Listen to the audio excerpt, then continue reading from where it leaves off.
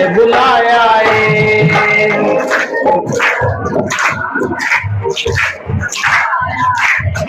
तेरा शुक्र गुजार मैनू दर से बुलाया है।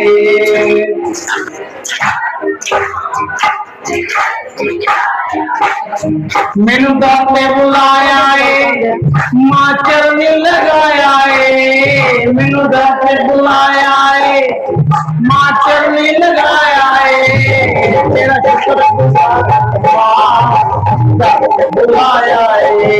मैं शुक्र गुजार दर से बुलाया है।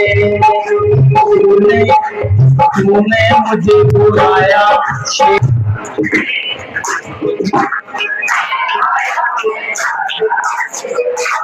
जिताया शेरा वाली दा। आइए बोलो बांके बिहारी लाल की। तेरा दा ढूंढ रही किसी ने मेरा शाम देखा।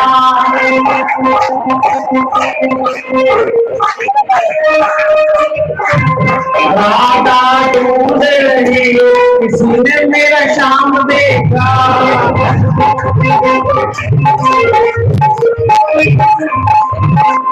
शाम देखा कभी शाम देखा। शाम देखा कभी शाम देखा। राधा ढूंढ रही किसी ने मेरा शाम देखा।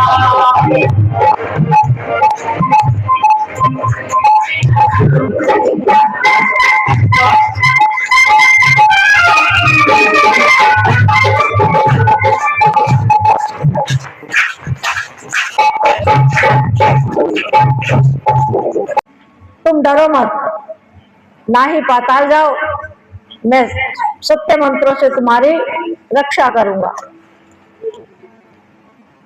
मैं तुम्हें एक कथा बताता हूँ, होने वाली बातें होकर रहती हैं। धरती पर ऐसा योग्य पुरुष नहीं जो होनी को निष्फल कर सके। उस समय तुम्हारी शक्ति क्षीण हो गई थी। समय बदलता रहता है। कुछ दिन पहले तुम सम्राट थे, तुम्हें राज्य लक्ष्मी प्राप्त थी और कितने युगों तक तुमने राज्य किया। फिर आगे वह राज्य मिलेगा। तुम्हारे पुत्र बलि त्रिलोकी पर राज्य करेंगे। एक बार बलि ने गधे का रूप धारण कर रखा है। बोला है शत्रु, तो इसमें लज्जा की क्या बात है। जैसे तेजस्वी विष्णु मछली का रूप धारण कर सकते हैं, तो मैंने भी उसी तरह गधे का रूप धारण कर लिया। समझ का हेर फेर है कहते हैं। जिस प्रकार तुम भी तो ब्रह्मा हत्या के डर से कमल के नाल में छिपकर उस समय गुजार चुके हो, और देव की अधीनता स्वीकार करने वालों के लिए क्या सुख और क्या दुख। जैसा देव चाहता है वैसा ही होता है। अब प्रहलाद संग्राम में पहुंचकर देवताओं को, प्रहलाद ने उनको ललकारा, देवताओं को। देवता भी दानव के साथ युद्ध करने लगे। पूरे 100 वर्ष युद्ध चला। युद्ध में प्रहलाद की प्रधानता रही और शुक्राचार्य के द्वारा सुरक्षा पाने पर दानव विजय हुए। तब बृहस्पति की आज्ञा से भगवती का मानसिक चिंतन किया। भगवती ही सारे दुखों को दूर करने वाली है, कल्याण करने वाली है। इंद्र ने हाथ जोड़कर कहा,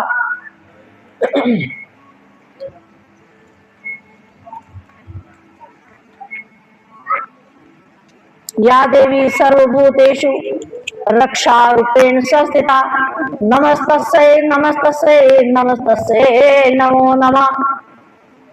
उन्होंने इस तरह स्तुति की कि है जगत जननी, तुम्हारी जय हो। तुम्हारा रूप मनोहर है। तुम्हारे हाथों में त्रिशूल, शंख, चक्र, गदा, पद्य, खड़ग, आयुध विराजमान रहते हैं। तुम सबको अभयदान देती हो। दीपक की भांति तुम सदा प्रकाशमान रहती हो।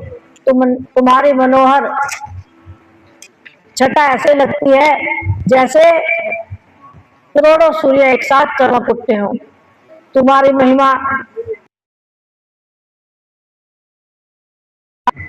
ऐसी स्तुति सुनकर माँ पराम्बा शक्ति सुंदर स्वरूपों वाली कमल के समान मुख वाली तुरंत वहां प्रकट हुई। शेर पर माँ जगदम्बा सवार थी। दिव्य हार गले की शोभा बढ़ा रहा था। लाल वस्त्र पहने थी। मनोहर मुस्कान थी। माँ पराम्बा बोली, देवताओं तुम निर्भय हो जाओ। बोलो जगदम्बा मैया की जय, त्रिपुर सुंदरी की जय। के लिए यहाँ आई हूँ।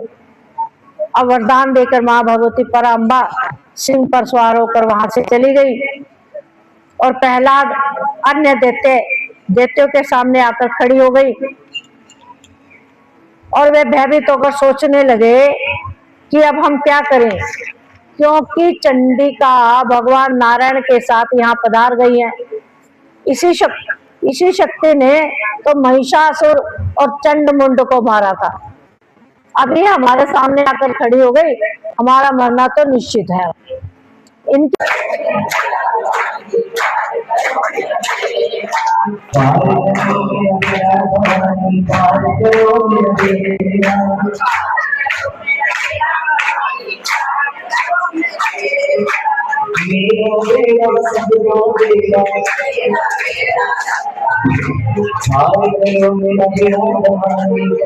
बस है, सर अब क्या करेंगे तुम?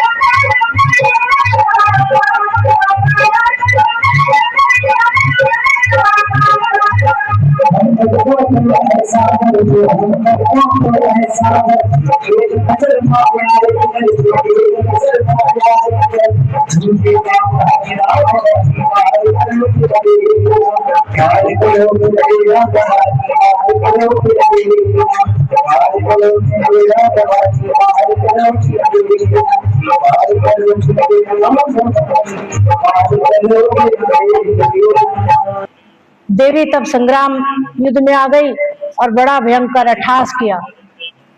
इससे सभी दानव घबरा गए। महिषासुर क्रोध में भर गया और दूत को पता लगाने भेजा। दूत संग्राम मैदान आया, भगवती को देखा और महिषासुर को जाकर सब समाचार कहा कि वहां तो एक बहुत सुंदर स्त्री दिख रही है खड़ी हुई। महिषासुर ने अपने मंत्री से कहा कि उस सुंदर मुख वाली मनोहर स्त्री को मेरे पास पकड़ कर लाओ, मैं उसे अपनी पटरानी बनाऊंगा। मंत्री वहां गए, भगवती से बोले कि हमारा स्वामी बहुत बलवान है, जग विजयी है, सारे जग को उसने जीत रखा है, आप उनके पास चलो।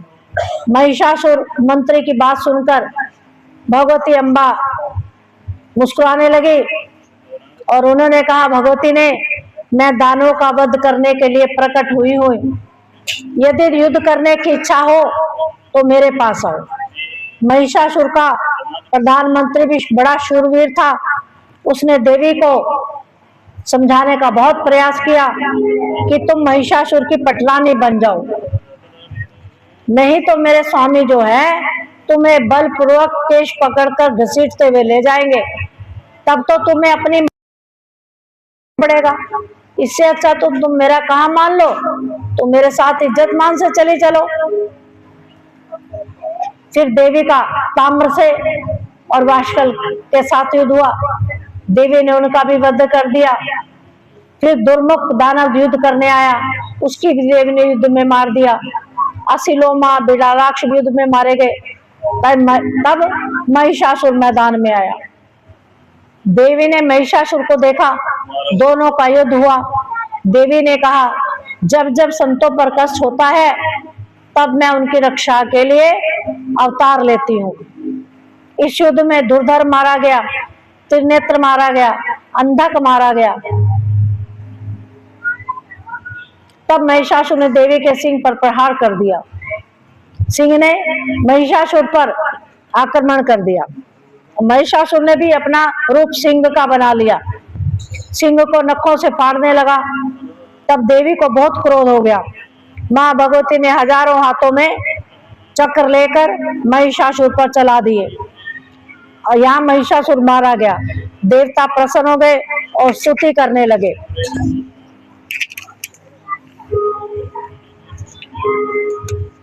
कि तुम निराकार भी हो, साकार भी हो माँ भगवती, सबका उद्धार करने वाली हो, सबके कष्ट को दूर करने वाली हो, सबके संकटों को दूर करने वाली हो, तुम्हें नमस्कार है, नमस्कार है, नमस्कार है। अब व्यास जी ने जन्मेजय को शुंभ निशुंभ के बारे में बताया कि शुंभ निशुंभ भी दो भाई थे, वे राक्षस बड़े ही बलवान थे। महिषासुर मारा गया, अब कौन आ गया? शुंभ और निशुंभ। भगवती के साथ उनके साथ बहुत युद्ध हुआ। अब महाकाली आ गई और युद्ध करने लगी। आता है वो, रण में कूद पड़ी महाकाली। शुंभ निशुंभ की मृत्यु के बाद रक्तबीज और धूम्रलोचन आया और युद्ध किया, और रक्तबीज का जब रक्त भूमि पर गिरा तो जितने रक्त के बूंदे गिरती थी उतने ही रक्त बीज पैदा हो जाते थे। इस युद्ध में धूम्रलोचन मारा गया, चंड मुंड सभी दानव मारे गए। युद्ध में रक्त बीज के घायल होने पर रक्त बीज से अनेक रक्त बीज उत्पन्न होने लगे। सारा मैदान युद्ध व्याप्त हो गया रक्त बीजों से। तब चंडिका देवी ने कालिका देवी से कहा कि मेरे शस्त्र से घायल हुए रक्त बीज के रक्त को तुम अपने विशाल मुख में ले लो, ताकि कोई नया रक्त बीज उत्पन्न ना हो सके। काली ने अपने मुख में रक्त बीज का रक्त ले लिया और काली के मुख में जो दैत्य उत्पन्न हुए उन्हें भी वह चट कर गई। तब महादैत्य रक्त बीज मारा गया। देवताओं को अनुपम हर्ष की प्राप्ति हुई। बोलो जगदम्बा भवानी की जय, चंडिका देवी की।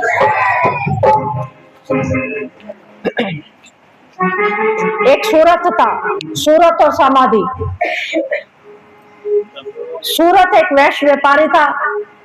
उनको परिजनों और उनके मित्रों ने उनकी सारी संपत्ति हड़प कर घर से बाहर निकाल दिया। उनके और समाधि एक राजा थे, उनको भी राज्य से बाहर निकाल दिया। उनके अनुचरों ने, उनके सेवकों ने उनका धन छीन लिया, उनका राज्य छीन लिया और उनको अपने राज्य से बाहर निकाल दिया।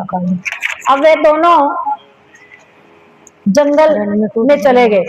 अब दोनों आपस में मिले और सुमेधा मुनि के आश्रम में गए और सुमेधा मुनि से पूछा, जिन्होंने हमें घर से निकाल दिया है उनके प्रति भी हमारा मन निष्ठुर नहीं है, उनके प्रति अभी भी हमारे मन में ममता बनी हुई। महाकाली, हमें लगता है कि जो लोग हमारा धन पाने से हमारे पीछे पीछे रहते थे, अब वह दूसरे राजाओं का अनुसरण करते होंगे।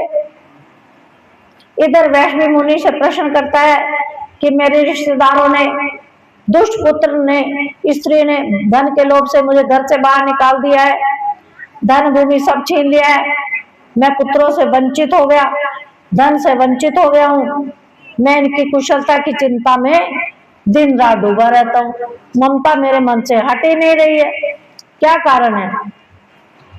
मुझे लगता रहता है वे ठीक भी है या नहीं, उन्हें कोई कष्ट तो नहीं है, सदाचारी है या दूसरे हो गए हैं।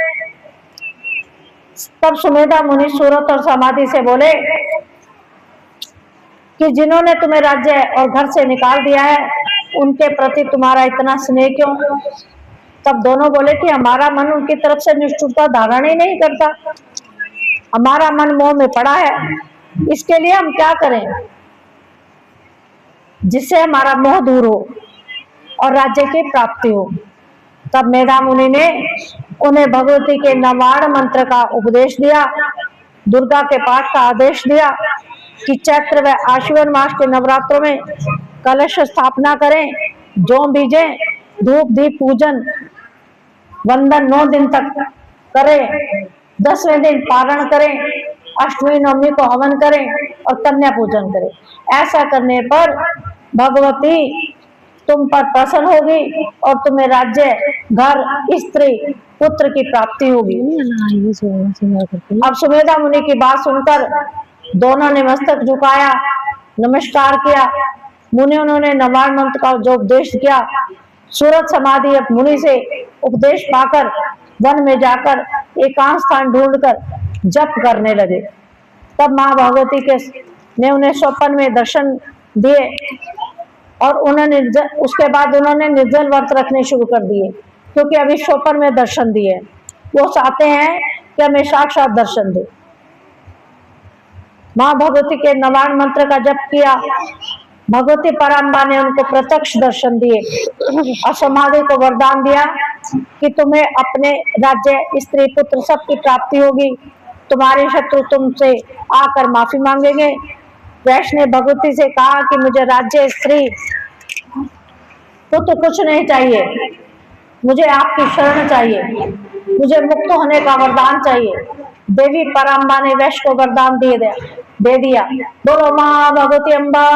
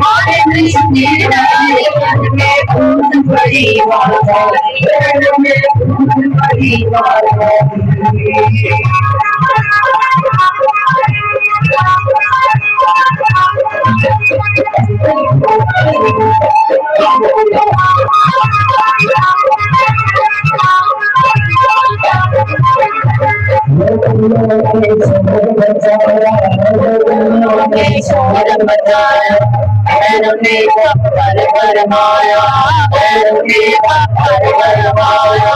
नीलवान त्रिशूल बजाए, नीलवान त्रिशूल बजाए, कोई बजाया काली वर्ण में खून पड़ी माता, वर्ण में खून पड़ी माता।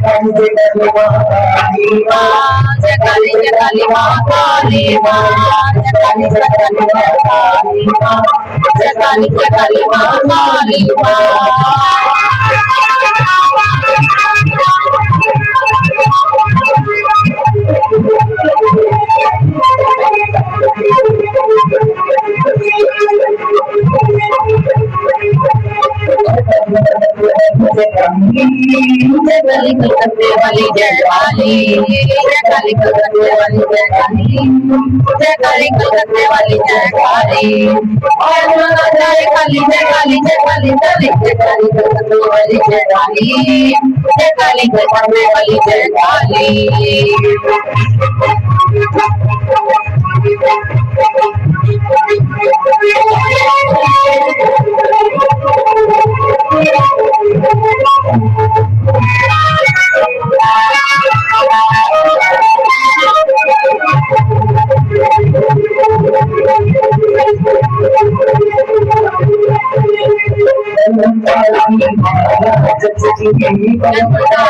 माला जचती माला जचती काली माँ जय काली माँ काली माँ जय काली माँ काली माँ जय काली माँ काली माँ जय काली माँ काली माँ जय काली माँ काली माँ जय काली माँ काली माँ। निधि के दाता दुखियों के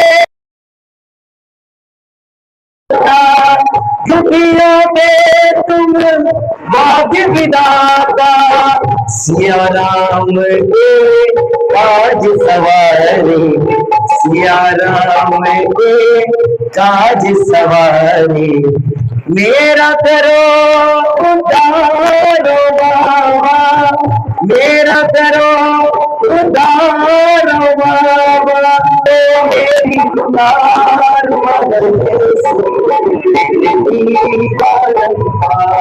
प्रभु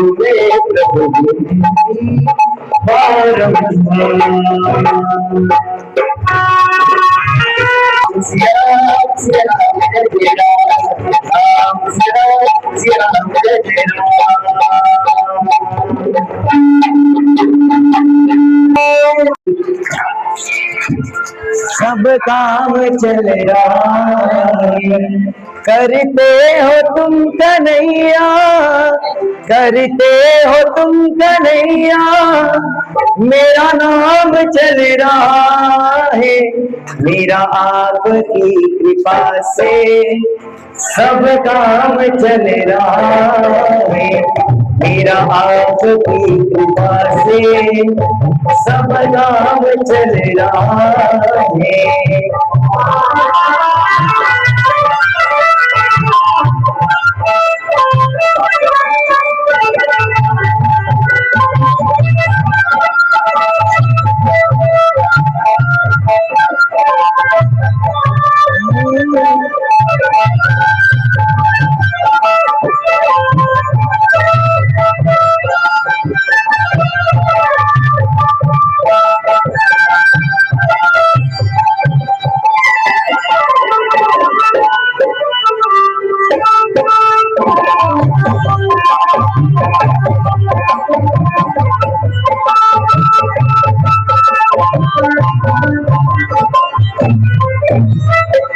तुम्हारी के बिना ही मेरी नाव चल रही है।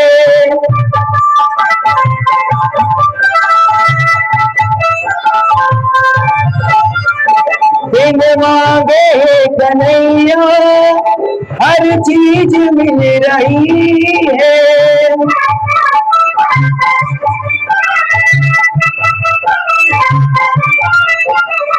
अब क्या बताऊं मोहन, अब क्या बताऊं मोहन, सब आराम मिल रहा है। मेरा आपकी कृपा से सब काम हो रहा है, काम हो रहा है।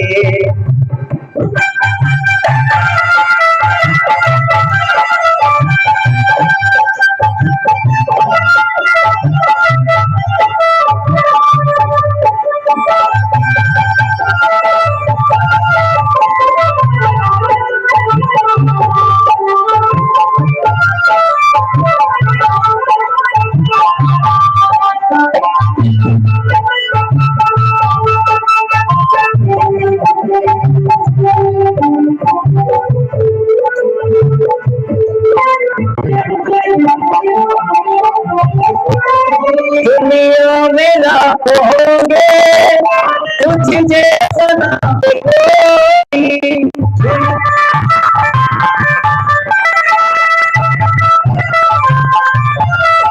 दुनिया में लाखों होंगे तुझ जैसा ना कोई।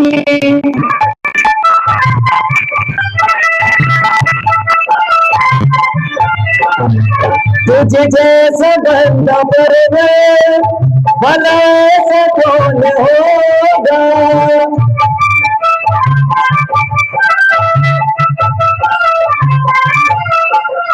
तुझे जैसा बंदा परवर भला ऐसा कौन होगा।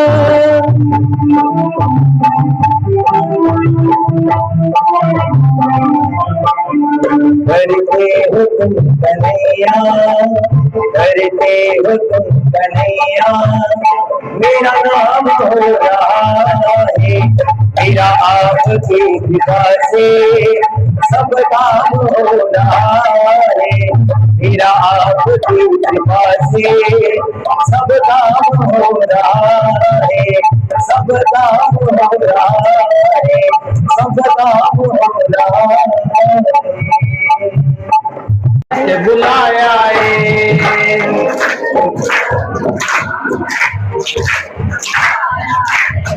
तेरा शुक्रगुजार मैनू दस ते बुलाया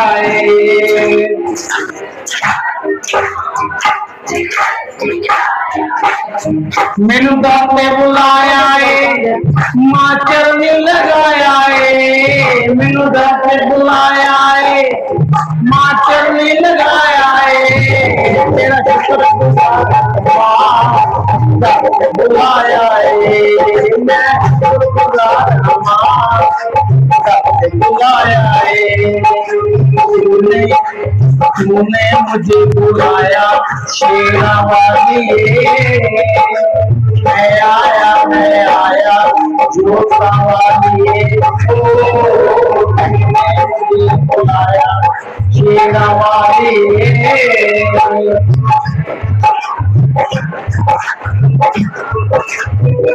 और जोता वाली बहारा वाली मंदरा वाली तूने मुझे बुलाया शेरा वाली मैं आया शेरा वाली।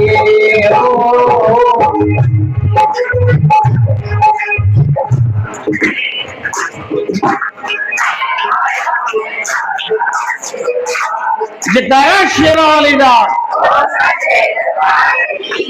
आइए बोलो बांटते बिहारी लाल की। तेरा दा ढूंढ रही किसी ने मेरा शाम देखा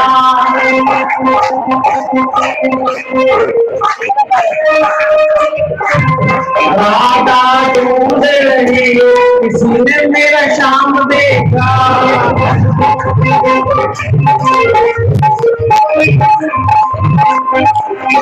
देखा कभी शाम देखा,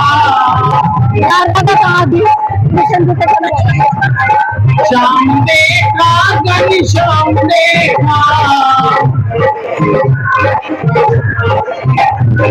राधा ढूंढ रही किसने मेरा शाम देखा।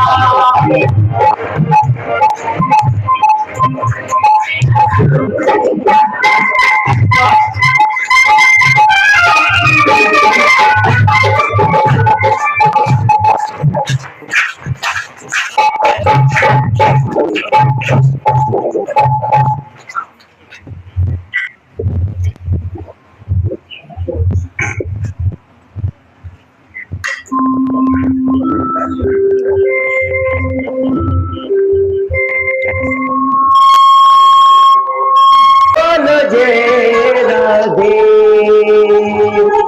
वो नाम मेरी राधा रानी का जिसने गाया है, तोबा के बिहारी ने उसे अपना बनाया है।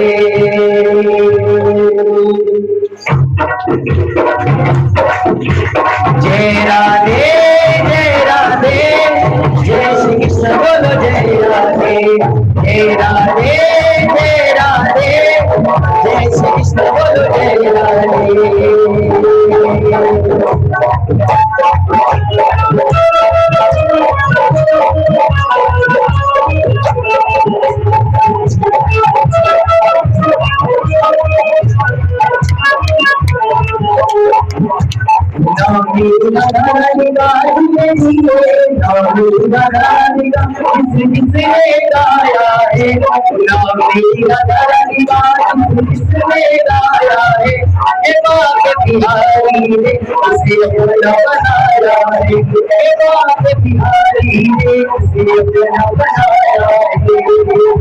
जय राधे जय राधे, जय श्री कृष्ण बोलो जय राधे, जय राधे जय राधे, जय श्री कृष्ण बोलो जय राधे।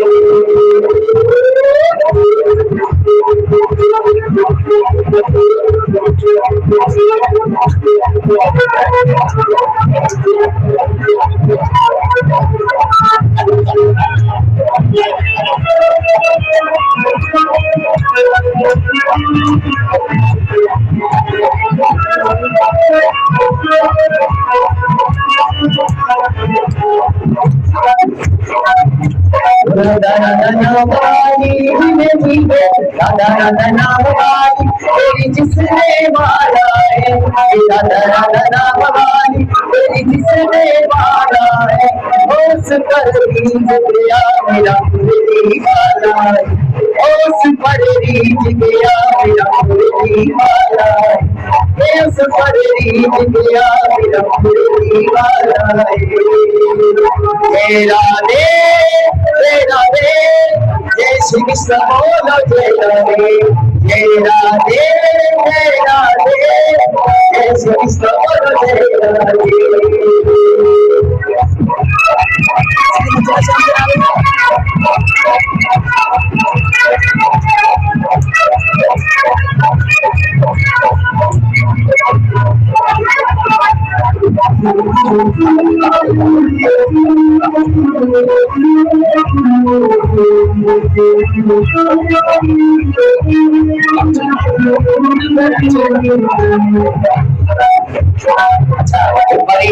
सभी हाथ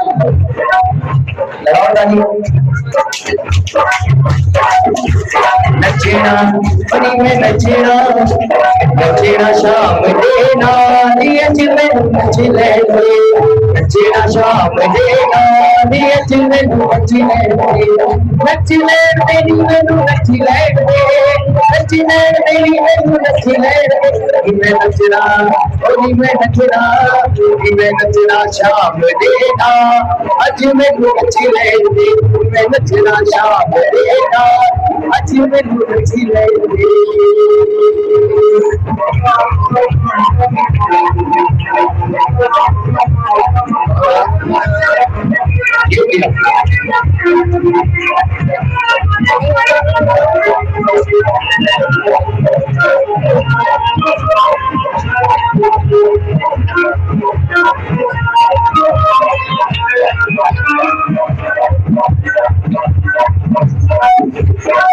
दुनिया दे नहीं नचिया बतेरा, दुनिया दे नहीं नचिया बतेरा, फिर भी ना कोई बढ़िया मेरा, फिर भी ना कोई बढ़िया मेरा, करना सजता अज में नच है, मैं नचना शाम देना, अज में नच है, मैं नचना शाम देना, अज में नच है, जय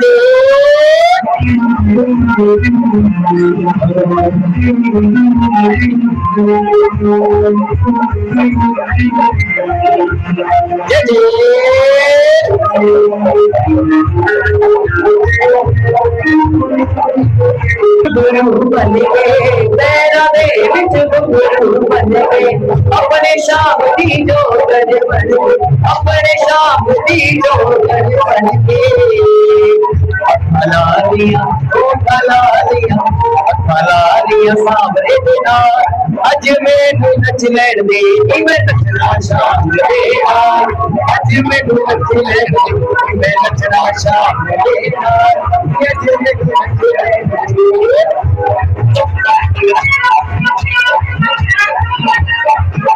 जवान की चोरी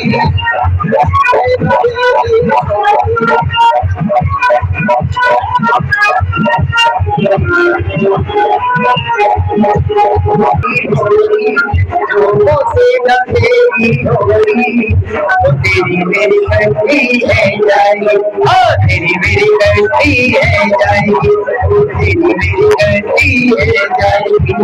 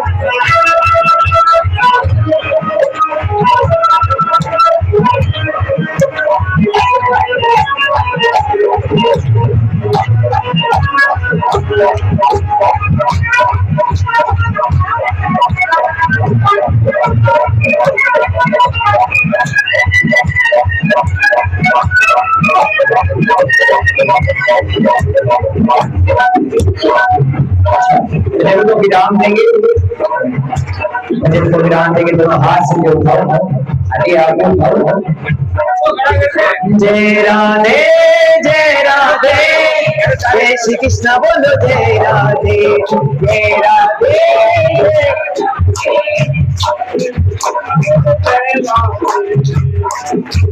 जय राधे जय राधे, जय श्री कृष्ण बोलो जय राधे जय राधे जय राधे, जय श्री कृष्ण बोलो जय राधे जय राधे राधे राधे श्री राधे राधे राधे जय राधे राधे राधे श्री राधे जय श्याम श्याम श्याम श्री श्याम श्याम, जय श्याम श्याम श्याम श्री श्याम श्याम, जय राधे राधे श्री राधे राधे राधे राधे, जय राधे राधे श्री राधे राधे। बोले बाके तुम्हारे लाल की दिए थे सभी दानव चिंतातुर थे। अब प्रहलाद ने कहा युद्ध करना ठीक नहीं है, चलो यहाँ से भाग चले। अब नमुची दानव ने कहा कि यह शक्ति स्वरूपा जगदम्बा यह हमारा संहार अवश्य करेगी। तब प्रहलाद ने कहा दानों से, ऐसा यत्न कक्षा रूपेण संस्थिता, नमस्तस्ये नमस्तस्ये नमस्तस्ये नमो नमः। शरणागत दिनाथ परित्राण परायणे सर्वस्याति हरे देवी नारायणी नमोस्तुते। ऐसी प्रार्थना सुनकर देवी पराम्बा प्रसन्न हो गई, दैत्यों को अभय वरदान दिया और पाताल भेज दिया। उनको आज्ञा दे दी, यदि तुम यहाँ युद्ध करते रहे तुम्हारी हार होगी, इसलिए तुम पाताल चले जाओ। अब भगवान के अवतार चाक्षुष मनवंतर में भगवान श्री हरि का धर्मावतार हुआ। उस समय वे धर्म नामक ब्राह्मण के पुत्र होकर नर नारायण के रूप में अवतरण हुए और वैवस्वत मनवंतर में दूसरी चतुर्युगी में अत्रि के पुत्र बनकर दत्तात्रेय अवतार हुआ।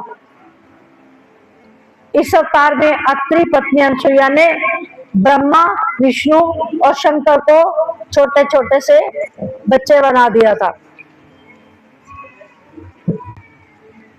क्यों बनाया था? क्योंकि उन्होंने, अत्रि ने इनको पुत्र बनने का वरदान मांगा था, ये तीनों मेरे पुत्र बने। इसलिए इनके वो सती अनसुईया ने छोटे छोटे बच्चे बनाकर इनको अपना दूध पिलाया और माता की पदवी पाई। इसके बाद चौथे चतुर्युग में भगवान का नरसिंह अवतार हुआ। उसमें मनुष्य और सिंह दोनों रूप में उनके दर्शन हुए। इस अवतार का उद्देश्य हिरण्यकशिपु दानव को मारना था और त्रेता युग में बलि का शासन करने के लिए भगवान ने वामन रूप बनाया। इस रूप में उन्होंने वसुधा को पवित्र किया। तब ये मुनिवर कश्यप के यहाँ पधारे और 19वें चतुर्युग में के त्रेता में भगवान श्री हरि का परशुराम अवतार हुआ। उस समय भगवान जमदग्नि के पुत्र बने, उन्होंने क्षत्रियों का संहार किया। फिर त्रेता युग में रामावतार हुआ। भगवान राम रघु के कुल में प्रकट हुए और दशरथ को पिता बनने का सौभाग्य मिला। और भगवान श्री हरि के अंश से जिन महाबली नर अवतार हुए और भगवती पराम्बा के आदेशानुसार ही उनके अवतार होते हैं, क्योंकि सारे त्रिलोकी ही महामाया जगदम्बा के वशीभूत है। यह देवी शक्ति ही अपनी इच्छा अनुसार सबको नचाती है। देवताओं को, दैत्यों को, मनुष्यों को, पशुओं को, पक्षियों को अपने इच्छा अनुसार नचाती है। वे नर और नारायण जो थे भृगु मुनि के शाप बस पृथ्वी को बोझ हल्का करने के लिए पृथ्वी पर प्रकट हुए थे। और श्री कृष्ण नारायण, अर्जुन नर के रूप में श्री कृष्ण लीला तो बहुत ही विस्तृत है। देवी का चरित्र अवतार में कारण हुआ करता है। सच्चिदानंद स्वरूप आदि शक्ति के रूप मन में जब सृष्टि करने की इच्छा हुई, तब अवतार कार्य शुरू हुआ। एक बार पृथ्वी दुष्टों के भार से अत्यंत दब गई। दुष्ट ज्यादा बढ़ गए पृथ्वी पर। पृथ्वी को बहुत कष्ट होने लगा। पृथ्वी गाय का रूप धारण करके आंसू बहाती स्वर्ग में पहुंच गई। अब इंद्र ने पूछा कि वसुंधरे, तुम में कौन सा ऐसा भय उत्पन्न हो गया है, तुम्हारी आंखों में आंसू आ गए और आने का यहाँ क्या कारण है? इंद्र की बात सुनकर पृथ्वी बोली कि हे देवेश, कासुर, केशी, दुरात्मा, नरकासुर, धेनुकासुर, ये सब धर्म से विमुख हो गए हैं। ये सब अभिमान में चूर रहते हैं, दुराचारी काल स्वरूप है। मैं इनके पास से बहुत दब गई हूँ, मैं क्या करूं, कहाँ जाऊं? पहले भी श्री हरि ने बारह मुझे चुरा कर अगाध जल में डुबो दिया था। तब भगवान विष्णु ने मेरा कष्ट तुम ही दूर कर सकते हो, इसका कोई उपाय है तो मुझे बताओ।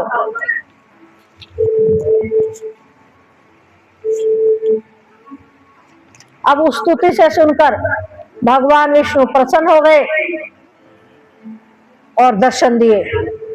आने का कारण पूछा सब देवताओं ने पृथ्वी के दुख का कारण बताया और अवतार लेने और पृथ्वी को भार मुक्त करने के लिए कहा।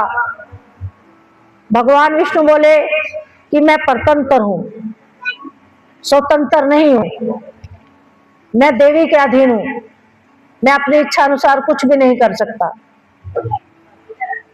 और मैं ही नहीं, ब्रह्मा, शंकर, अग्नि, इंद्र, यम, त्वष्टा, सूर्य, सब के सब योग माया के अधीन है। और वह योग माया स्वेच्छा पूर्वक, अपनी इच्छा पूर्वक काम करती है। भगवान विष्णु के ऐसा कहने पर सभी देवता हाथ जोड़कर मां माया भुवनेश्वरी का जप करने लगे, उसकी स्तुति करने लगे कि या देवी सर्वभूतेषु जननी रूपेण संस्थिता नमस्तस्यै नमस्तस्यै नमस्तस्यै नमो नमः। कि हे जगत जननी, तुमने ही हमें जन्म दिया है, तुमने ही हमें बनाया है, इसलिए अब हमारी रक्षा करो। क्योंकि पृथ्वी भार से अत्यंत व्याकुल हो गई है। तुम दैत्यों को मारकर पृथ्वी को भार मुक्त कर दो, यही हमारा आपसे निवेदन है, हमारी सी प्रार्थना है। सरस्वती से रहित ब्रह्मा और लक्ष्मी से रहित विष्णु, उमा रहित रुद्र सभी कार्य करने में असमर्थ है। इनके साथ शक्तियां हैं तभी ये काम कर सकते हैं। विष्णु पालन कर सकते हैं और ब्रह्मा सृष्टि कर सकते हैं और रुद्र संहार कर सकते हैं। यदि इनके साथ शक्तियां ना देती भगवती तो ये कुछ भी कर नहीं सकते थे। ब्रह्मा सरस्वती को पाकर सृष्टि करने में समर्थ होते हैं, विष्णु लक्ष्मी पाकर पालन करते हैं और उमा शंकर पाकर संहार करने में समर्थ हो सकते हैं। हे देवी, पृथ्वी का उद्धार करने की कृपा करें। अब देवी प्रसन्न होकर बोली कि मैं अंशावतार धारण करूंगी। यह विचार तो मेरे मन में बहुत पहले से आ रहा था कि मैं पृथ्वी को भार मुक्त करूं। हे देवताओं, आप लोग भी अपने अंश से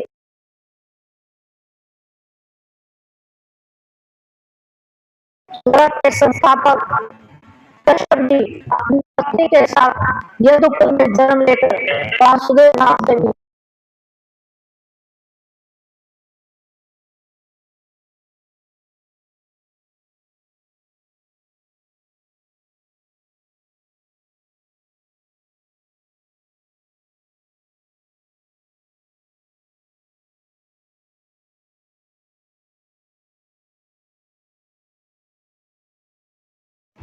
और महाभाग शेष जो शेषनाग जी हैं, देवकी के गर्भ से खींचकर मैं रोहिणी के गर्भ में स्थापित कर दूंगी।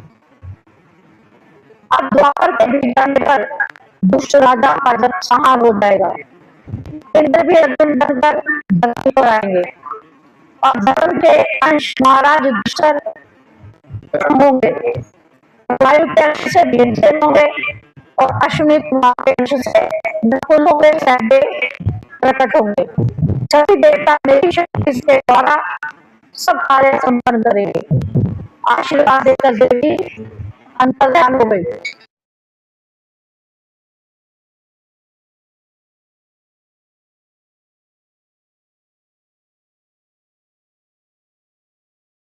प्रकट हुए थे। अब यमुना के तट पर मधुबन नामक एक वन था और ययाति के वंशज नाम का सुरसेन था। राजा सुरसेन था। वह मथुरा के राजा हुए। वरुण के शापानुसार कश्यप जी उन्हीं के अंश से दूसरे सुरसेन बनकर आए।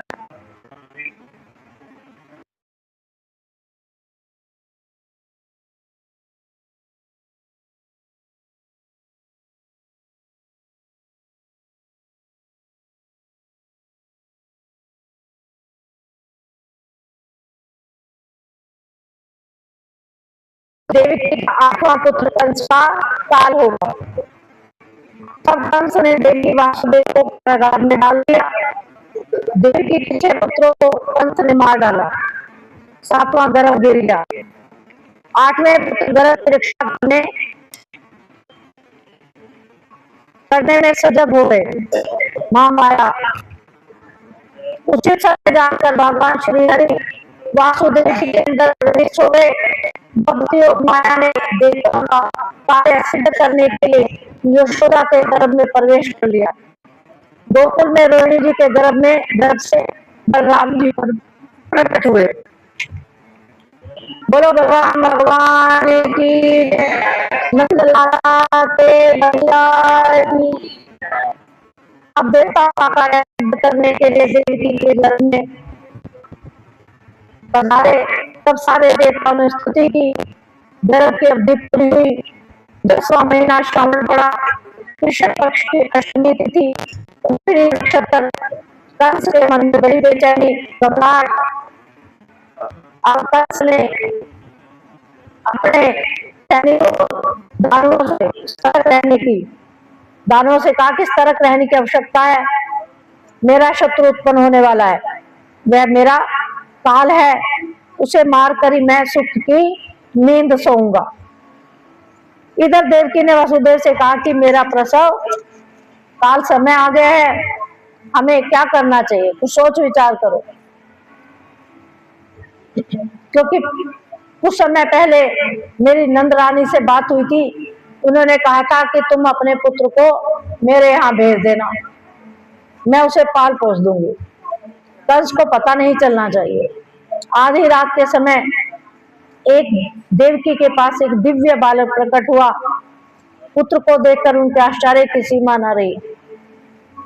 अब प्रकट हुए हैं वो, जो भगवान है, गर्भ से जन्म नहीं लेते, वो तो एक निमित्त मात्र होता है, दिखाते हैं कि गर्भ में आ गए, लेकिन वो प्रकट होते हैं, जन्म नहीं लेते। क्योंकि गर्भ में जन्म लेना, गर्भ एक काल कोठरी है जिसमें गर्भ जो है, बालक जो है 9 महीने कैद रहता है। उसमें क्या क्या चीजें हैं, विष्ठा, मल, मूत्र, माँ जो खाती है तीखा, कड़वा, सब उसके शरीर में लिपटता है। तो भगवान ऐसे गर्भ में नहीं आते, वो प्रकट होते हैं। पुत्र को देखकर उनके आश्चर्य की सीमा न रही। तभी आकाशवाणी हुई कि इस बालक को गोकुल पहुंचा दो। अब निद्रा देवी ने राक्षसों को नींद से अचेत कर दिया। दरवाजे के फाटक अपने आप खुल गए। वासुदेव पुत्र को लेकर चल पड़े। यमुना में आगाध जल था। यमुना के जल ने भी चढ़ना शुरू कर दिया, जब तक उनके चरण नहीं छू लिए। जब चरण छू लिए उनके, तो यमुना भी शांत हो गई और यमुना का पानी कमर तक रह गया। वासुदेव गोकुल पहुंच गए और इधर यशोदा के गर्भ से योग माया उत्पन्न हो गई। सर्वेश्वरी देवी जगदम्बा ने दासी का रूप लेकर कन्या को लेकर बाहर आई और वहां जगदम्बा ही पहुंच गई। दासी का रूप बना लिया और उस कन्या को लेकर बाहर आ गई और वासुदेव को दे दिया। वासुदेव ने उस दासी स्वरूपा देवी भगवती को अपना पुत्र दे दिया। वे वापस कारागार में पहुंच गए।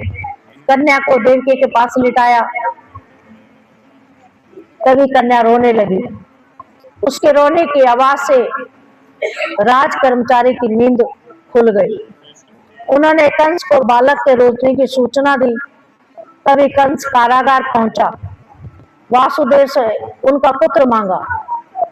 कंस से भयभीत वासुदेव ने कन्या के पैर पकड़ तो उसे पत्थर पर दे मारना चाहा, लेकिन मारने से पहले ही यह कन्या उनके हाथ से छूटकर आकाश में चली गई।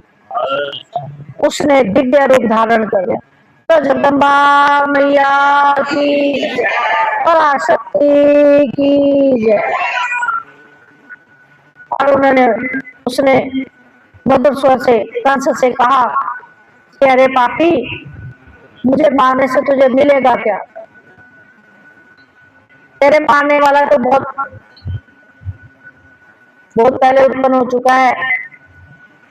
कंस ने कहा कि जहां कहीं भी बालक जन्म हो, छोटे छोटे बालकों, दानवों को कहा सबको मार डालो,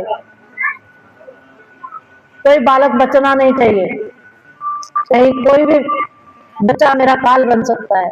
इसलिए मेरे जो राज्य है उसमें छोटे छोटे जितने बालक पैदा हुए सबको मार डालो।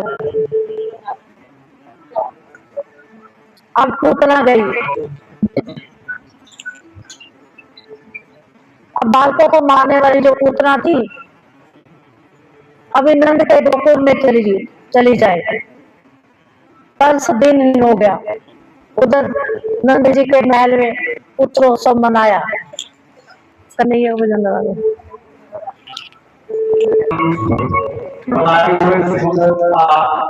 मैं बहुत आभारी हूँ जिन्होंने मुझे आज इस दरबार में उपस्थित होने का मौका दिया। बड़ी किस्मत वाले हो आप, ऐसे नहीं बोलते हैं। जैसे सभी आप आए हो घर के काम काज छोड़ के यहाँ से कुछ ना कुछ फल मिलता है। तो आइए सबसे पहले मैं कथा में ऐसे नहीं बीच में बोलते, भजन लगाते। कथा में ऐसे नहीं बोलते बीच में, भजन बोलते।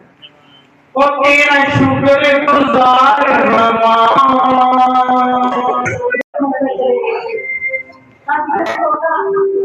मेरा भारत निश्चित है क्योंकि छोटे से हाथ में उठा लिए। इसलिए शिष्य मिलन के बाद मनुष्य बेटे के बहाने बलराम कृष्ण का दर्शन करने के लिए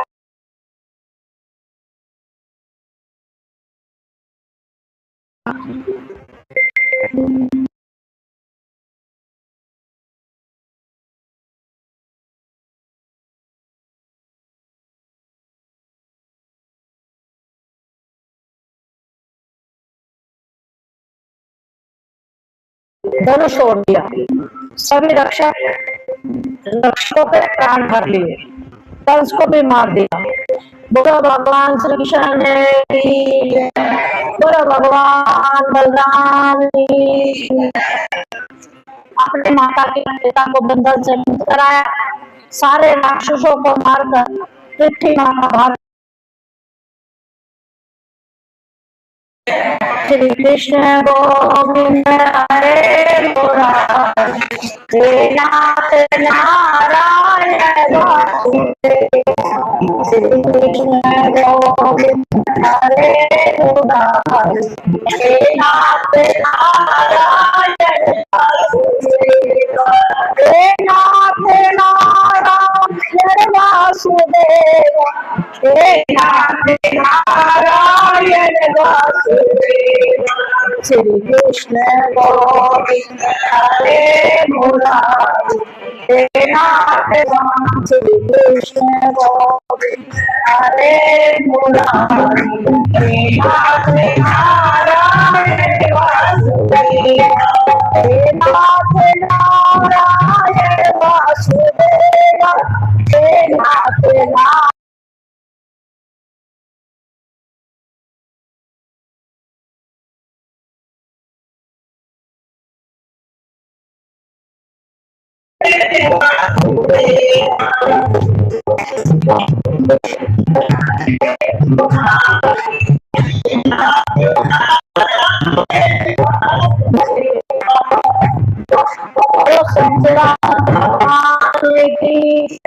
आनंद कंद भगवान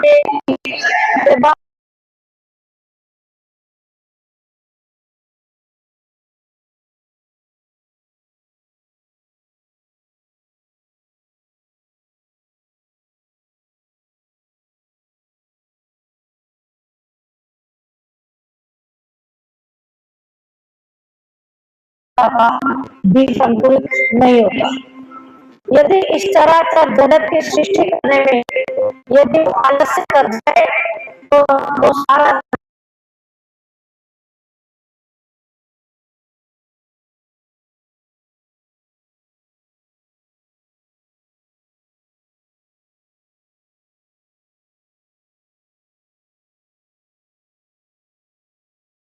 साचे दरबार की। अब जो थे दस के हाथों वासुदेव के पुत्र मारे गए थे, वो कौन थे? कारण तो कोई होता है ना, बिना कारण के कुछ होता नहीं। तो कारण क्या था? वो सारे शतधर्म नाम के देवता थे जो देवी के पुत्र बने। शतधर्म नाम के देवता थे, तो शाप लग गया है।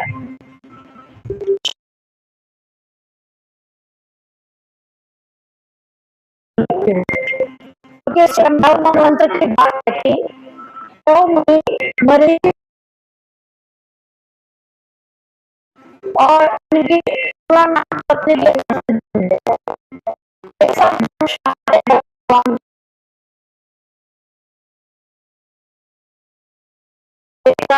इन कुमारों को हंसी आ गई। उनको देखे हंस पड़े।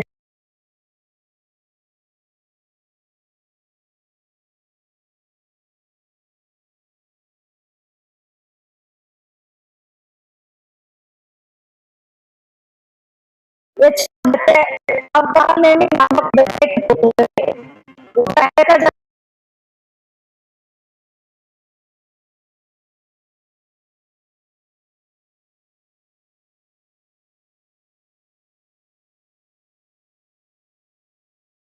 अब शांति को तपस्या करने लगे। ब्रह्मा ने प्रकट होकर वरदान मांगे। तब 14 दिन तक वो मांगा जिससे गंगा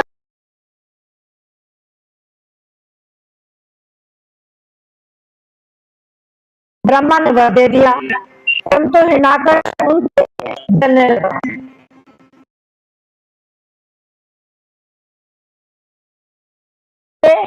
हिरण्याकश के पुत्र बने। हिरण्याकश ने उसको श्राप दे दिया कि तुम मेरी तरफ से जन्म लोगे, उसमें पाल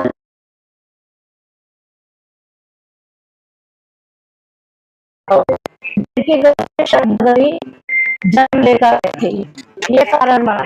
बड़ा सच्चिदानंद भगवान की जय। महिषासुर को दर्शन दिए, वर मांगने को कहा।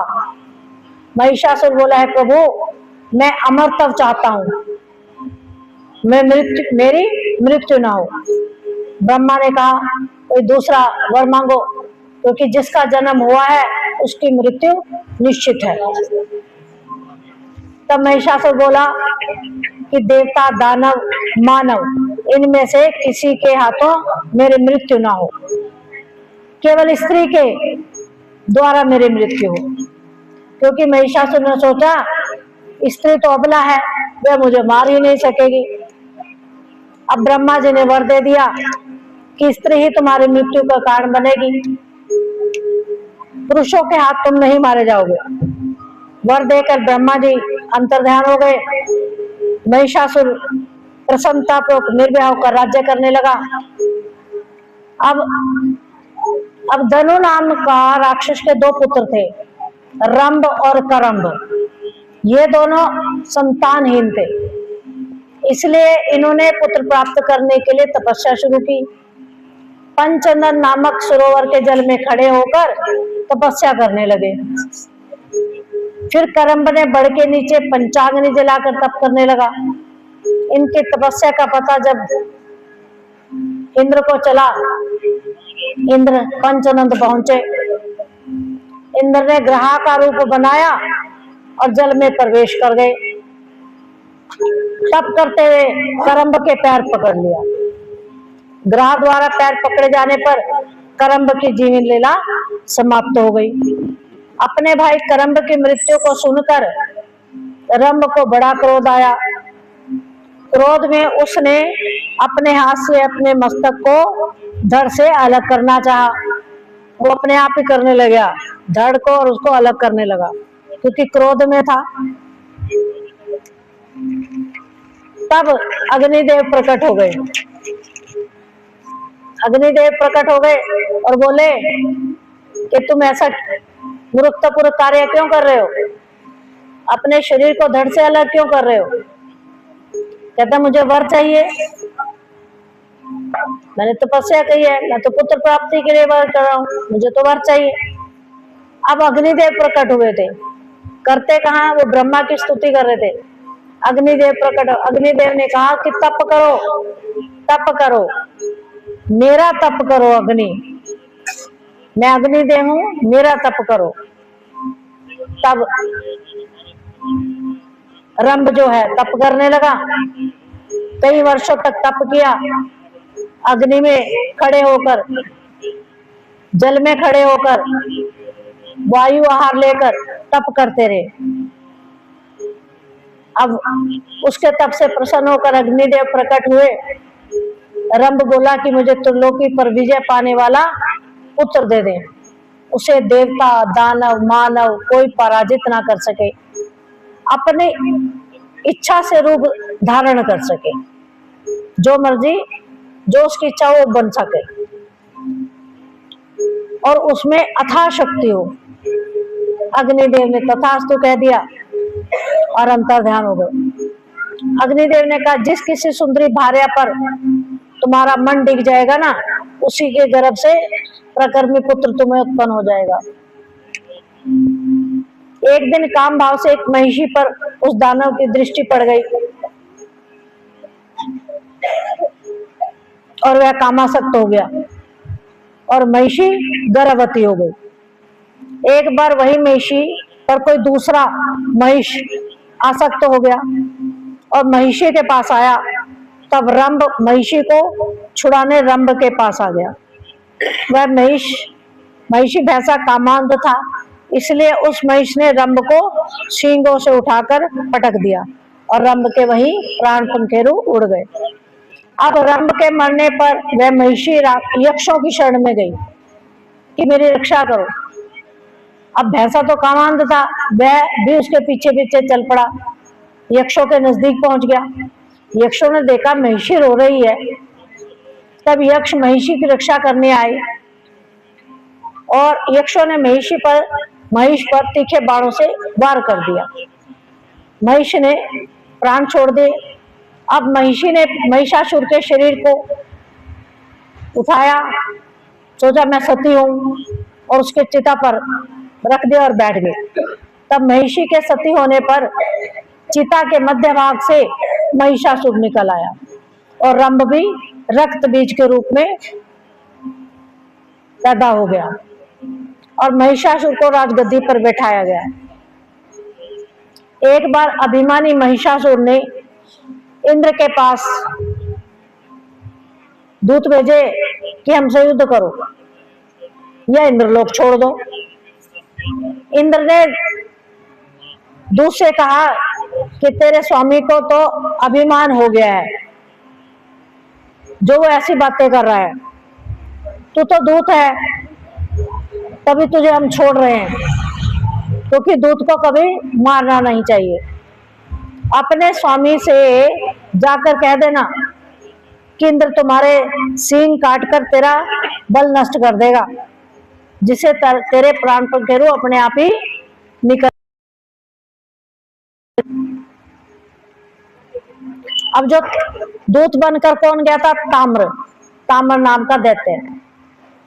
अब वह दूत वापस लौट आया, अपने स्वामी महिषासुर को सारा हाल बताया।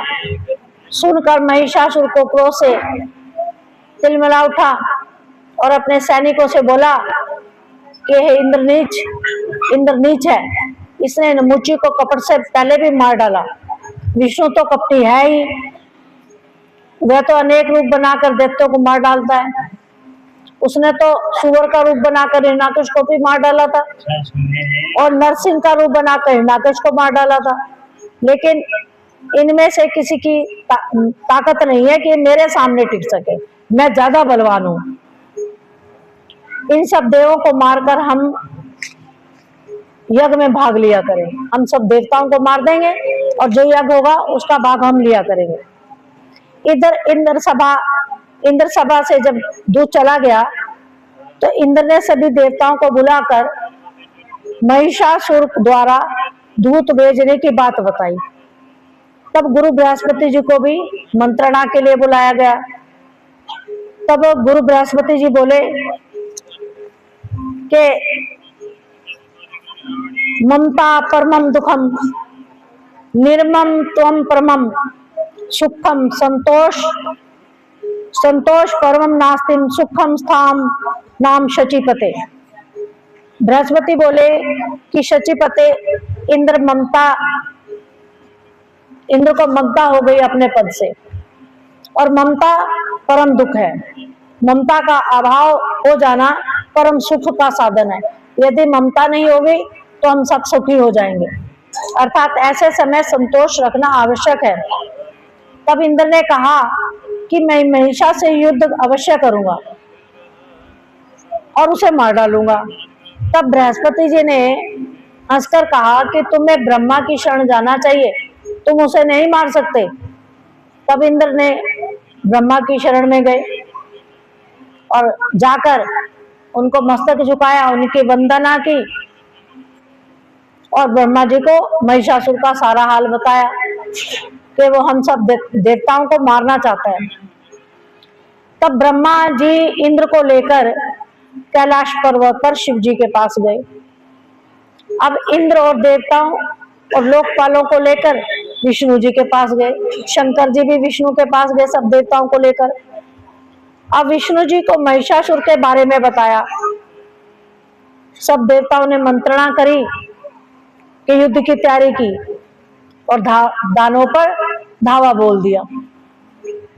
महिषासुर के सेनाध्यक्ष चिक्षुर का वध कर दिया। महिषासुर क्रोध से तिलमिला उठा। अब महिषासुर विडाल दानव युद्ध में आ गया, युद्ध करने लगा। जयंत ने विडाल दानव की छाती पर प्रहार कर उसे मार गिराया। ताम्र का भी वध हो गया। अब महिषासुर युद्ध करने लाया, देवताओं से युद्ध करने लगा। महिषासुर ने माया से करोड़ों महिषासुर प्रकट कर दिए। यह देखकर देवताओं ने ब्रह्मा, विष्णु, शंकर जी का चिंतन किया। भगवान विष्णु व ब्रह्मा, भगवान शंकर का महिषासुर के साथ भी युद्ध छिड़ गया। कुछ समय के बाद ब्रह्मा, विष्णु, शंकर वापिस चले गए। महिषासुर ने ऐरावत हाथी कामधेनु गाय को अपने अधिकार में कर लिया। अब दुखी देवता ब्रह्मा की जी शरण में दोबारा गए। ब्रह्मा ने कहा कि इसे वर मिला है, ये मर नहीं सकता और इसे कोई स्त्री ही मार सकती है। अब सभी देवता बैकुंठ में भगवान विष्णु के पास गए।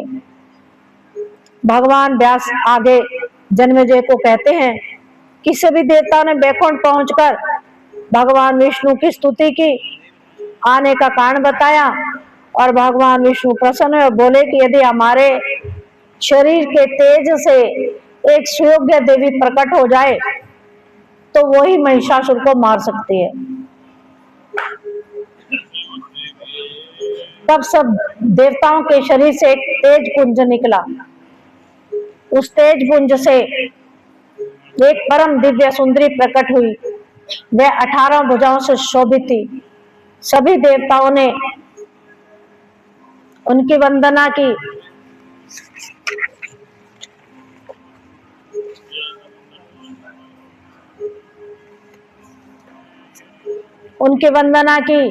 तब सब देवताओं ने के शरीर से एक तेज पुंज निकला।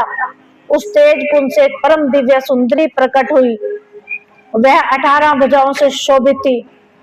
सभी देवताओं ने सभी प्रकार के आभूषण आयुध प्रदान किए और भगवती अंबिका की स्तुति करने लगे। त्वम स्वाहा त्वम सुधा त्वमी वषटकारा स्वरात्मिका सुधा त्वमक्षरे नित्रे नित्य त्रिधा मात्रात्मिका स्थिता। भजन लगाओ भाई माता का। भी है कि उनको ब्रह्म हत्या का क्यों दुख भोगना पड़ा। एक समय में राजा जन्मेजय ने भी सत्यवती नंदन से यही पूछा था।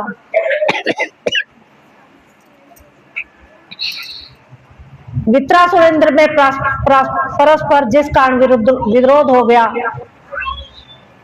ये सब बताएं। त्वष्टा ने एक पुत्र उत्पन्न किया था जिसके 3 मस्तक थे। उस पुत्र की विश्व रूप से विख्याति थी। वह एक मुख से वेद का पाठ करता था और दूसरे मुख से मधुपान करता था और तीसरे से एक ही साथ संपूर्ण दिशाओं में निरीक्षण भी कर लेता था। उसने भोगों की ओर से उदासीन होकर अत्यंत कठिन तप किया। विश्वरूप को यो तपस्या करते देखकर इंद्र दुखी हो गए।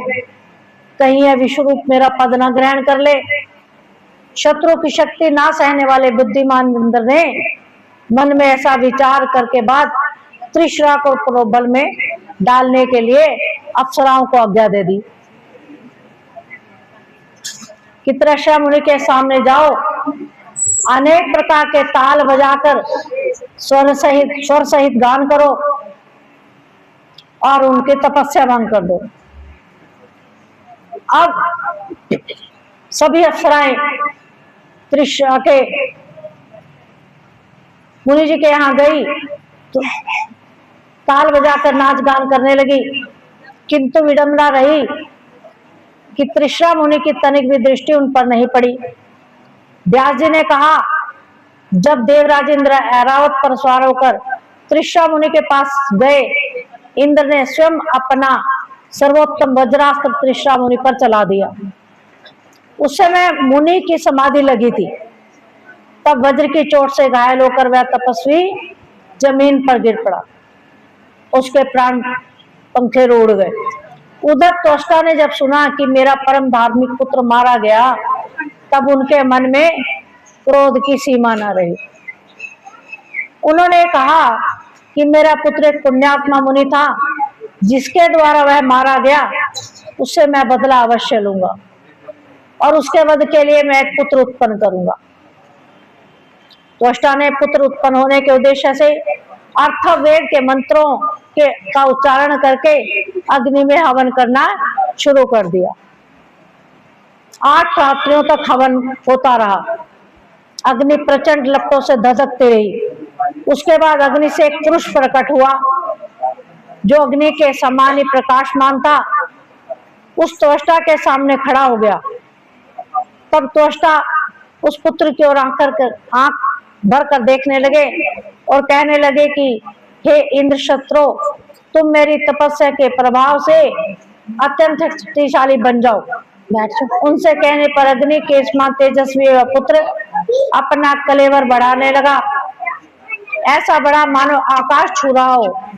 उसका विकराल शरीर पर्वत के समान दिखने लगा। उसने कहा, पिताजी मुझे आज्ञा तो दो, मुझे करना क्या है।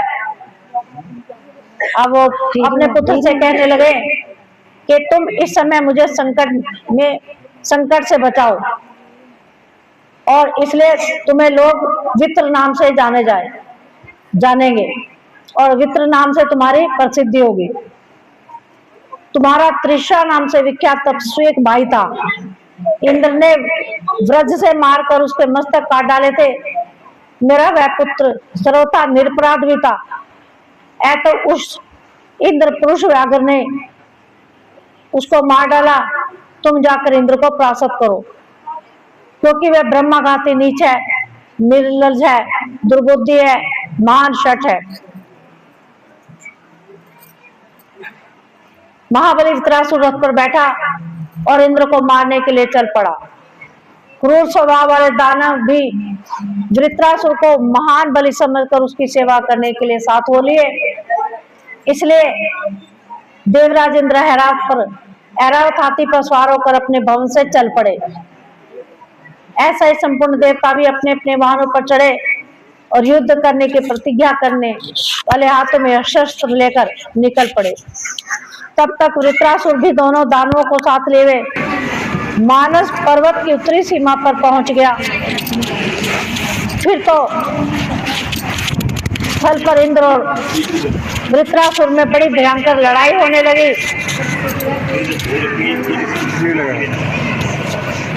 मानवीय वर्ष से 100 वर्ष तक युद्ध होता रहा। उसके बाद यम, अग्नि, इंद्र सबके सब युद्ध स्थल से भाग चले। सभी देवता डर गए। इंद्र प्रभृति समस्त देवता भाग गए और यह देखकर वृत्रासुर भी अपने पिता त्वष्टा के पास लौट गया और वृत्रासुर ने अपने पिता को प्रणाम किया। पिताजी, मैंने आपका काम सिद्ध कर दिया। व्यास जी कहते हैं, राजन, वृत्रासुर की ये बात सुनकर त्वष्टा के आनंद की सीमा न रही। उन्होंने कहा, बेटा, आज मैं अपने को पुत्रवान समझता हूँ, मेरा जीवन सफल हो गया। अब तुम सावधानी के साथ आसन जमा कर तपस्या करना शुरू करो। तुम्हारा शत्रु इंद्र महान कपटी है। तुम महाभाग ब्रह्मा जी की आराधना करके श्रेष्ठ वर पाने की चेष्टा करो और वर पाने पर दुराचार्य ब्रह्मघाती इंद्र की सत्ता नष्ट कर देना। उन्हें संतुष्ट करके तुम अमरत्व प्राप्त कर लेना और इंद्र को परास्त कर देना। अब वृत्रासुर ने पिताजी से आज्ञा लेकर तपस्या करने के लिए जंगल की तरफ चले गए। वह गंधमादन पर्वत पर गए। वहां पुण्य सलीला गंगा जी बह रही थी। उसने अन्न और जल का बिल्कुल परित्याग कर दिया और आसन पर बैठकर निरंतर ब्रह्मा जी का ध्यान करने लगा। अब सब तपस्या के 100 वर्ष पूरे होने पर पिता में ब्रह्मा जी खुश हो गए और हंस पर बैठे हुए वहां आए और कहा, त्वष्टा, शांत रहो, अब तुम्हें ध्यान करने की आवश्यकता नहीं है, वर मांगो। वृत्रासुर ने अविलंब उठकर सामने खड़े हो गए, नमस्कार किया और गदगद वाणी से बोलने लगे, प्रभु, लोहे और काठ से बने हुए सूखे और भीगे इनके सिवा अन्य भी किसी प्रकार के अस्त्र शस्त्रों से मेरी मृत्यु ना हो। मेरा पराक्रम सदा बढ़ता रहे, जिससे परम बलशाली देवता युद्ध में मुझे जीत ना सके। व्यास जी कहते हैं, राजन, ब्रह्मा जी उनके प्रति बोले, वत्स, तुम्हारी अभिलाषा सदा सफल रहेगी। सूखे गिले अस्त्र शस्त्र से, किसी कठोर पदार्थ आदि से तुम्हारी मृत्यु नहीं होगी। यूं वर देकर ब्रह्मा जी अपने स्वलोक में पधार गए और तुम्हारा कल्याण हो, ऐसा कहा।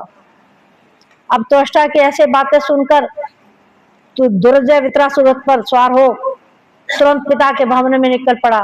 उस समय उनकी विशाल सेना की गर्जना से अमरावती भयभीत हो उठी। तदंतर देवताओं और दानवों में दोनों में भयंकर युद्ध हो गया। इस प्रकार का भयंकर संग्राम छिड़ जाने पर वृत्रासुर की क्रोधाग्नि धधक उठी। उसने अकस्मात इंद्र को पकड़ा और उन्हें वस्त्र और कवच आदि से रहित करके मुख में डाल लिया और स्वयं ज्यों का त्यों वहीं डटा रहा। अब इंद्र के वृत्रासुर के मुख में चल जाने पर देवताओं के मन में बड़ा आश्चर्य हुआ और दुख भी हुआ। देवराज की दशा देखकर देवता चिंता के कारण अत्यंत घबरा गए। इंद्र को छुड़ाने के लिए वे तुरंत प्रयत्न करने लगे। उन्होंने अपने गुरुदेव बृहस्पति की सम्मति से शत्रु का संहार करने वाली महान बलवती जम्भाई का सृजन कर दिया। वृत्रासुर को जम्भाई आई और उसका मुख खुल गया। इंद्र अपने अंगों समेत उसके मुख से तुरंत बाहर निकल आए। तभी से जगत में जम्भाई की भी उत्पत्ति हो गई। इसके बाद फिर युद्ध आरंभ हो गया। देवताओं और दानवों का वह रोमांचकारी घोर संग्राम 1000 वर्षों तक चलता रहा। वृत्रासुर की शक्ति जब अधिक बढ़ गई तब उसके तेज से फीके पड़ जाने के कारण इंद्र परास्त हो गए।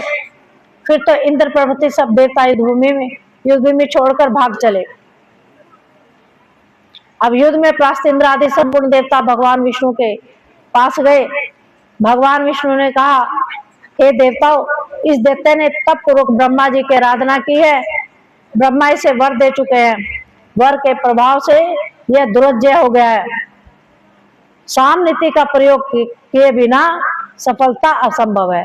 पहले किसी प्रकार के प्रलोभन में उसे ले, अवसर पाकर उसे मार डालें। और तुम गंधर्वों से कहा कि तुम वृत्रासुर के पास जाओ और उससे बातों में फंसा लो और मैत्री स्थापित कर लो और आप लोग मंगलमयी भगवती योग माया के पास जाए कुछ देवता तो उसकी वार्तालाप में फंसाए और कुछ योग माया के पास जाकर उनकी स्तुति करे। तब देवता सेमेरुगिरी के पर्वत पर चले गए और एकांत स्थान में बैठकर देवताओं का जप ध्यान किया और भगवती जगदम्बा की स्तुति करने लगे। और ऐसे देवताओं की स्तुति करने पर भगवती जगदम्बा सुंदर रूप बनाकर उनके सामने प्रकट हुई। तब जगदम्बा ने देवताओं से कहा, मुझे बताओ तुम्हारे सामने ऐसा कौन सा कष्ट आ गया है कि तुमने मुझे बुलाया है, मुझे याद किया है। देवता बोले, देवी, देवताओं को अत्यंत दुख में देने वाले एक वित्रासुर दैत्य आ गए हैं और उनको तुम मोहित कर दो और उसकी बुद्धि पर ऐसा पर्दा डाल दो कि वह देवताओं के प्रति विश्वास करने लग जाए। हमारे आयुधों में इतनी शक्ति निहित कर दो जिससे यह शत्रु मारा जा सके। व्यास जी कहते हैं, राजन बहुत अच्छा, ऐसा ही होगा। यो कहकर भगवती जगदम्बा वही अंतर ध्यान हो गए और संपूर्ण देवता भी प्रसन्नता पूर्वक अपने अपने भवनों में चले गए। बोलो सच्चिदानंद भगवती माया की।